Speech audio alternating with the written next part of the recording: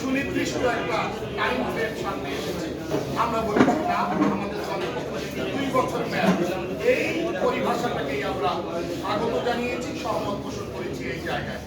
দ্বিতীয় বিষয়বস্তু যেটি ছিল সংবিধান ও রাষ্ট্র পরিচালনার পরিচিতি, আমাদের সুস্পষ্ট অবস্থান সংস্কার কমিশনের দেয়া যে প্রস্তাব আগে প্রভুত্ববাদ ছিল, সেটা তারা বিভিন্ন রাজনৈতিক দলের প্রস্তাবনাকে সম্মান জানিয়ে বা সেগুলো বিবেচনা করে সেটি ডিলেট করেছে, আমরা সাধুবাদ জানাই।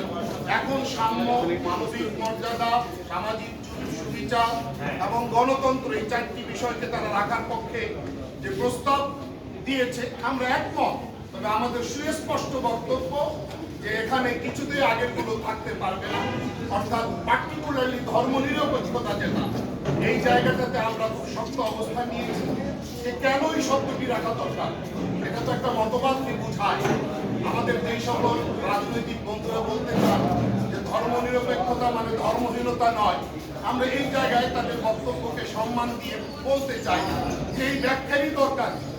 সুতরাং এমন শব্দ, এমন পরিভাষা আমরা ব্যবহার না করি যে পরিভাষা নিয়ে বিভ্রান্তি তৈরি হয় বা যে পরিভাষা নিয়ে বিভিন্ন জবাব দিতে হয়। কারণ এই জায়গায় আমরা স্বাধীনতা, ধর্মীয় স্বাধীনতার কথা বলতে পারি, আন্তঃধর্মীয় সুসম্পর্কের কথা, সম্প্রীতির কথা বলতে পারি, যেটা বহুমতের সহ অবস্থানকে নিশ্চিত করে।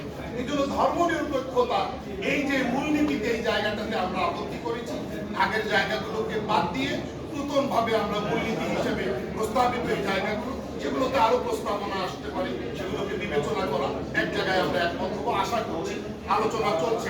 আমাদের কথা স্পষ্ট যে আগের সংবিধানে ছিল বিসমিল্লাহির রহমানির রহিম, আগের সংবিধানের মূলনীতিতে ছিল মহান আল্লাহর উপর পূর্ণ আস্থা ও বিশ্বাস।